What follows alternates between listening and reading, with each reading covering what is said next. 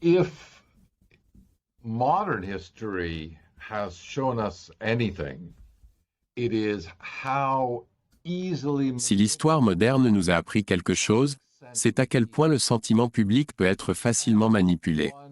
Nous le considérons généralement avec consternation. Cependant, comme je l'ai mentionné dans mon livre de 2005, Construire la démocratie, cela crée également une opportunité. Cela permet d'utiliser des récits positifs pour envisager de meilleurs futurs, plutôt que des futurs plus effrayants. being used to imagine better futures instead of more fearful futures.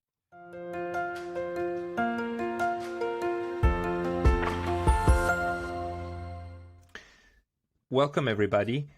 This is Pascal again from... Bienvenue à tous, c'est encore Pascal de Neutrality Studies. Je suis ici avec Nikolai Petro, professeur à l'Université de Rhode Island et auteur de La tragédie de l'Ukraine, ce que la tragédie grecque classique peut nous apprendre sur la résolution des conflits.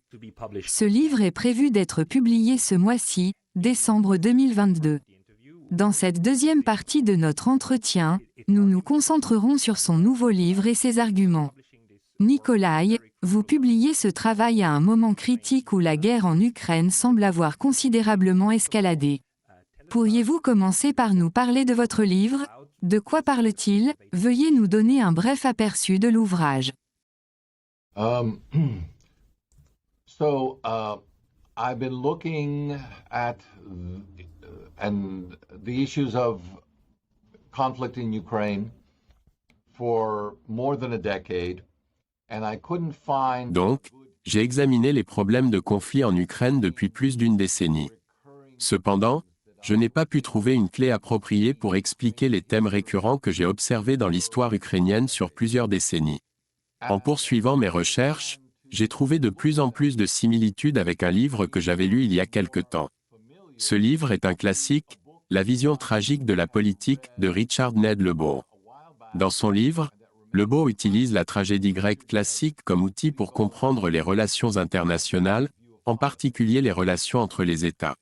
J'ai pensé que ce concept était applicable non seulement aux relations internationales, mais aussi aux relations au sein des États. J'ai donc décidé d'appliquer cette approche à mon étude de l'Ukraine. Relations between states. And I thought that's all very well and good, but it seems to me also applicable to relations within states. And so that's what I set out to do with respect to Ukraine. So there's 6 chapters. The first chapter... Il y a donc 6 chapitres au total. Le premier chapitre explore le concept de tragédie et son rôle thérapeutique dans les sociétés confrontées à la guerre et aux conflits sociaux. La manière la plus simple de comprendre la guerre du Péloponnèse n'est pas de la considérer comme un conflit entre différentes sociétés. Il est plus précis de la voir comme une guerre entre les Grecs eux-mêmes, semblable à un différend familial. Les tragédiens grecs classiques avaient un objectif spécifique. Ils cherchaient à guérir leur société en leur rappelant l'humanité de leurs adversaires. Pendant la guerre, ils étaient conditionnés à mépriser l'autre camp. Cependant, lorsque la paix était rétablie, ils devaient réapprendre la compassion envers les mêmes personnes. C'était, dans un sens plus large, l'objectif de la tragédie grecque classique.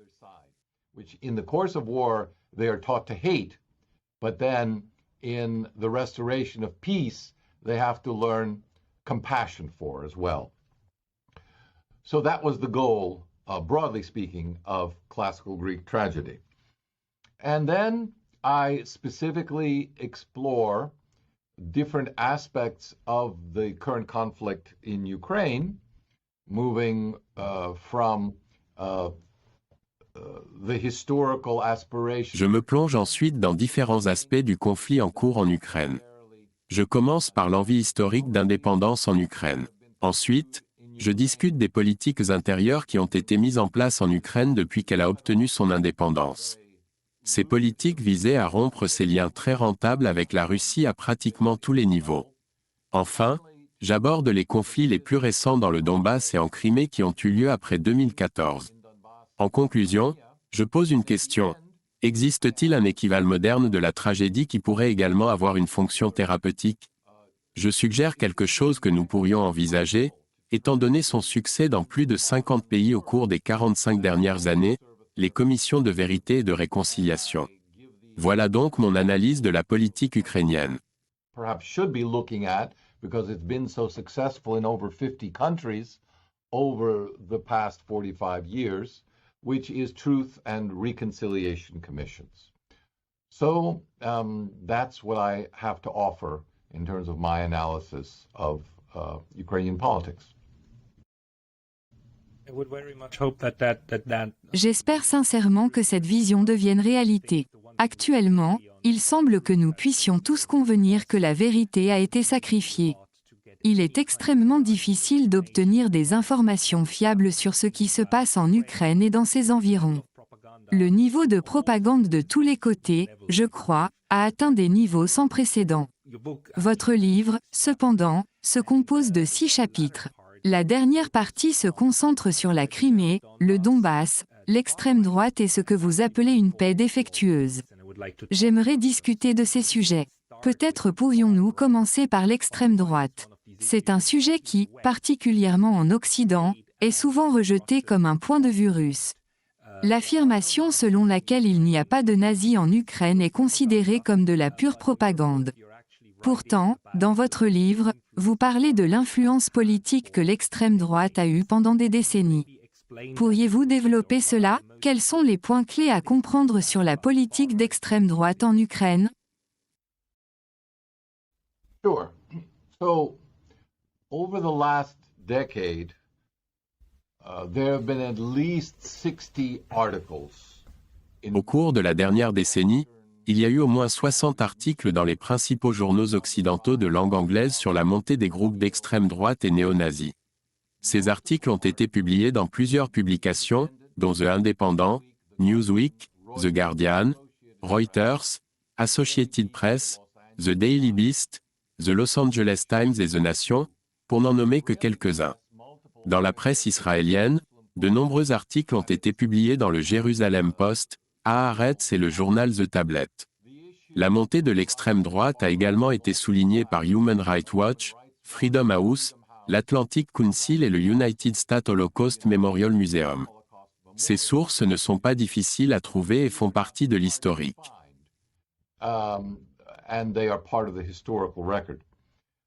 My research in my book, along with that of the noted scholar, Ukrainian scholar Vladimir Ishchenko, now at the Freie Universität. Les recherches de mon livre, ainsi que le travail du célèbre universitaire ukrainien Vladimir Ishchenko, actuellement à la Freie Universität de Berlin, Richard Sakwa, Gordon Hahn et d'autres, révèlent que l'extrême droite a une influence significative dans la politique ukrainienne.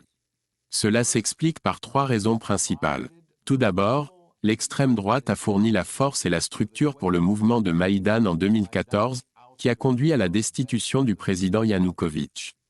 Deuxièmement, ils avaient des troupes prêtes et désireuses de combattre dans le Donbass en 2014 et 2015, à une époque où l'armée ukrainienne était initialement réticente à s'engager. Enfin, l'extrême droite avait une idéologie préexistante de nationalisme. Cette idéologie pouvait offrir au pays une nouvelle identité unificatrice, se positionnant comme l'opposé de la Russie. That could provide the country with a new unifying identity as being the antipode of Russia.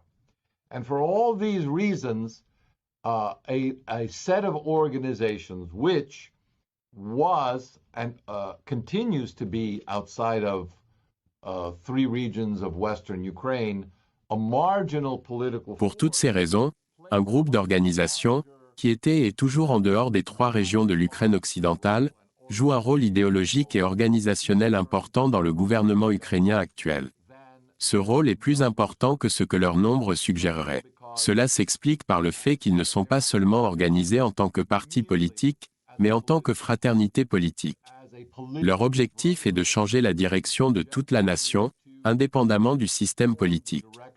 Ils ne sont pas particulièrement intéressés par le système politique.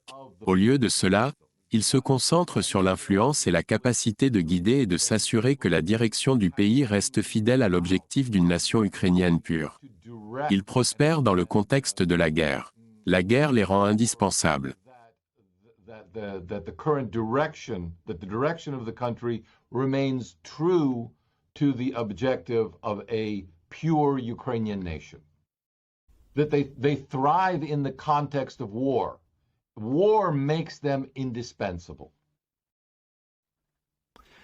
And they are very small, but they are very threatening. Ces groupes sont assez petits, mais ils représentent une menace significative pour le processus politique. Au début d'un de vos chapitres, vous mentionnez que chaque nouveau président ukrainien vise à faire la paix avec la Russie. Cependant, ils finissent par ressembler à Stepan Bandera car ces petits groupes les poussent vers la droite. Pensez-vous que même quelqu'un comme le président Zelensky est en danger de la part de ces groupes? En d'autres termes, est-ce que ces groupes nationalistes d'extrême droite pourraient se débarrasser de M. Zelensky s'ils devaient suivre une direction qui ne correspond pas à leurs intérêts?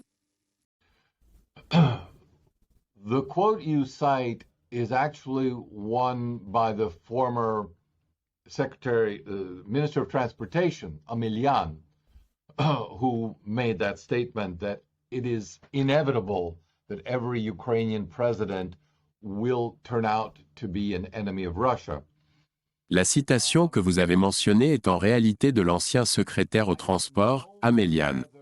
Il a déclaré qu'il est inévitable que chaque président ukrainien devienne un ennemi de la Russie. Je ne suis pas sûr si l'extrême droite a le pouvoir politique de destituer le président. Cependant, ils ont proféré cette menace de manière explicite de manière continue depuis 2014, comme l'ont déclaré leurs dirigeants politiques. Nous ne savons pas s'ils ont la capacité de mettre cette menace à exécution. Mais c'est une partie de leur rhétorique et une méthode qu'ils utilisent pour assurer la loyauté politique du régime. Of the rhetoric and part of the way in which they ensure the political loyalty of the regime. Do you know? Connaissez-vous l'étendue de la prise de conscience des États-Unis et de l'OTAN vis-à-vis de cette dynamique? Ont-ils également une influence sur le secteur d'extrême droite en Ukraine? I assume that the United States government, and particularly the Department of Defense, as well as NATO institutions, are well informed. Je crois que le gouvernement des États-Unis, en particulier le département de la Défense, et les institutions de l'OTAN sont bien conscients de ces organisations. C'est parce qu'il serait impossible de collaborer avec les institutions politiques et militaires ukrainiennes sans entrer en contact avec elles. Les conseillers militaires que j'ai rencontrés, y compris ceux de l'Occident et de la Grande-Bretagne, ont également interagi avec ces organisations. Ils le font pour assurer le succès de leur mission militaire. That I've had the opportunity to encounter were in contact with these organizations in order to ensure the effectiveness of their military mission. They are an integral part of the Ukrainian armed forces. So there's nothing. Ils sont une partie cruciale des forces armées ukrainiennes. Par conséquent, je crois que l'Occident est pleinement conscient du rôle et de la fonction de l'extrême droite en Ukraine. Il est raisonnable de suggérer que ces groupes peuvent être des alliés inconfortables pour les Européens de l'Ouest. Cependant, ils pourraient être perçus comme un mal nécessaire. On s'attend à ce que, à mesure que l'Ukraine gagne en indépendance, elle devienne également plus diversifiée et ouverte d'esprit. Par conséquent, on s'attend à ce que l'influence de l'extrême droite dans la politique ukrainienne diminue. And that they expect that as Ukraine becomes more independent, it will also become somehow more pluralistic and liberally minded, and that consequently the role of the far right would be reduced in Ukrainian politics. But that is something, I should say, that the far right is. Mais je dois mentionner que l'extrême droite est consciente de ce danger. Ils font tout leur possible pour l'empêcher de se produire. Une chose que je crois mal comprise en Occident est la situation actuelle. En ce moment, l'hostilité de l'extrême droite est dirigée vers la Russie. Cependant, en termes idéologiques, de pluralisme politique et d'acceptation sociale des valeurs libérales, l'extrême droite est tout autant ennemie de la pensée libérale occidentale. Cela inclut des choses comme les droits spécifiques des minorités sexuelles et autres minorités. L'extrême droite s'oppose fermement à ces choses. The far right is just as much an enemy of Western liberal thinking, including such things as specific minority rights for sexual minorities and other minorities. This is something that the far right is vehemently opposed to. Je souhaite pouvoir dire que je n'ai jamais entendu parler d'une situation où les puissances occidentales arment des groupes minoritaires extrêmement violents dans un pays. Ces groupes finissent par se retourner contre elles et attaquer leurs centres commerciaux mondiaux. J'aimerais que cela ne se reproduise pas régulièrement. Je ne comprends pas pourquoi nous continuons à répéter cette erreur. Cela me frustre énormément. Mais passons à ma question suivante. Dans le chapitre 5, vous parlez de la Crimée et du Donbass. Vous posez la question, n'y a-t-il pas d'échappatoire à la tragédie? Quel est votre argument dans ce contexte et comment répondez-vous à votre propre question?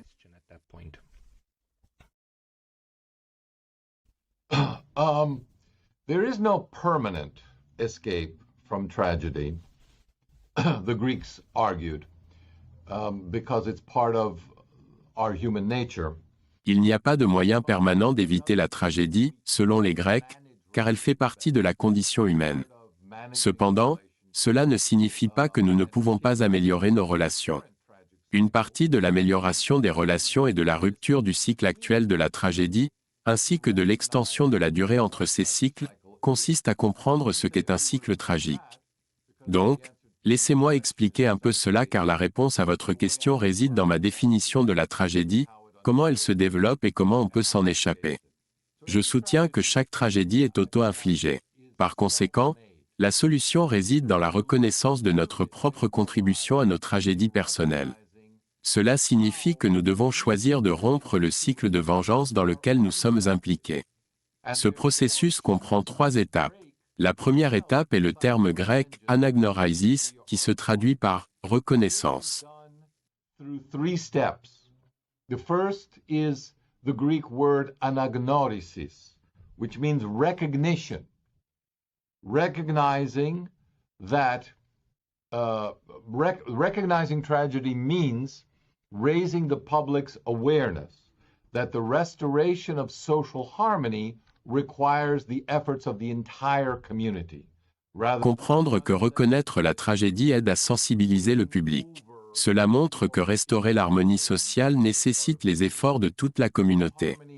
Il ne s'agit pas de faire gagner une partie de la communauté sur une autre ou de l'éliminer. La véritable harmonie implique de tendre la main à ceux avec qui nous sommes en conflit. Pour cela, nous devons faire un deuxième pas, qui est la catharsis. Cela signifie purger l'âme de la haine. Ainsi, la confrontation, qui est motivée par notre haine, peut être remplacée par un véritable dialogue. La dernière étape est le dialogue. Il s'agit d'une tentative d'évoquer à la fois la compassion et le pardon. Le véritable objectif du dialogue est la transformation de soi. Cela permet de créer une nouvelle relation avec l'ancien ennemi. Cela conduit ensuite à l'harmonie sociale. Par conséquent, la tragédie grecque classique est essentiellement une série de dialogues. With the former enemy. So, classical, and therefore leads to social harmony. Classical Greek tragedy, therefore, is quintessentially a series of dialogues in which we are encouraged to expose our own tragic flaws, our own hatreds, to ourselves.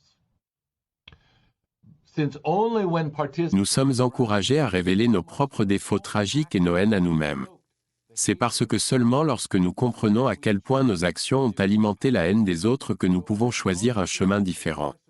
Par conséquent, une catharsis et un dialogue, enracinés dans l'agnosticisme, conduisent finalement à ce que les Grecs appellent la véritable justice. La véritable justice est basée sur la compassion, contrairement à la fausse justice, souvent confondue avec la véritable justice, et qui est basée sur la vengeance. Donc, Ce que nous devons éviter, c'est la vengeance. Au lieu de cela, nous devrions aspirer à atteindre l'harmonie sociale. Cela peut être fait en reconnaissant nos propres actions, en nous examinant nous-mêmes, puis en construisant de nouvelles relations par le dialogue. Ce concept se rattache au sujet abordé dans le livre sur la vérité et la réconciliation. Je crois que tout cela mène à la réconciliation.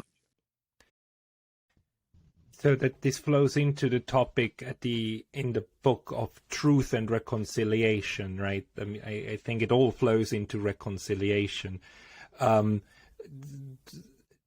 had this talk with Anatole Lieven and Dimitri Trenin, and both of them. J'ai eu une conversation avec Anatole Lieven et Dimitri Trenin. Tous les deux étaient extrêmement tristes de ce qui se passe. Ils ont tous les deux exprimé que les blessures infligées maintenant dureront des décennies. Ils croient que la situation sera presque irréparable. Cependant, vous semblez avoir un message différent. Vous suggérez que la vérité et la réconciliation peuvent être atteintes si 3 étapes sont suivies. Pensez-vous que cela est possible, non seulement en théorie mais aussi de manière réaliste ? En tenant compte de l'histoire entre la Russie et l'Ukraine, croyez-vous qu'il existe un sens du pragmatisme qui peut aider à avancer et éviter le piège de la vengeance ?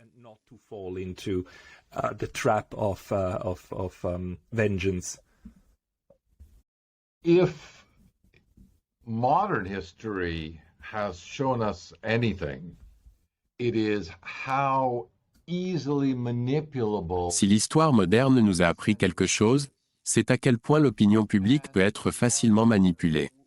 Nous le considérons généralement avec consternation. Cependant, comme je l'ai souligné dans mon livre de 2005, Construire la démocratie, cela crée également une opportunité. Cela ouvre la porte à l'utilisation de récits positifs pour envisager de meilleurs futurs, plutôt que des futurs plus effrayants. Il est tout à fait vrai que la politique que nous adoptons dans une génération donnée est basée sur une image du passé que nous choisissons d'accepter. Si nous regardons le passé et nous concentrons sur notre haine envers les autres, cela se reflètera naturellement dans nos politiques actuelles. In any given generation is based on an image that we accept from the past, the one that we want to accept. And if we look at the past and emphasize our hatreds of others, then Cependant, si nous examinons le passé et nous concentrons sur les aspects d'espoir et de réconciliation de notre histoire, alors ceux-ci seront mis en évidence. Cela conduira à davantage d'opportunités pour l'avenir et des discussions pacifiques. L'histoire offre de nombreux exemples de cela. Les transformations les plus remarquables que nous avons récemment observées sont dans les relations qui semblaient être enracinées dans des siècles de haine. Cela inclut les relations entre l'Angleterre et l'Irlande, la France et l'Allemagne, et au sein de ce pays, entre les États-Unis et le Mexique.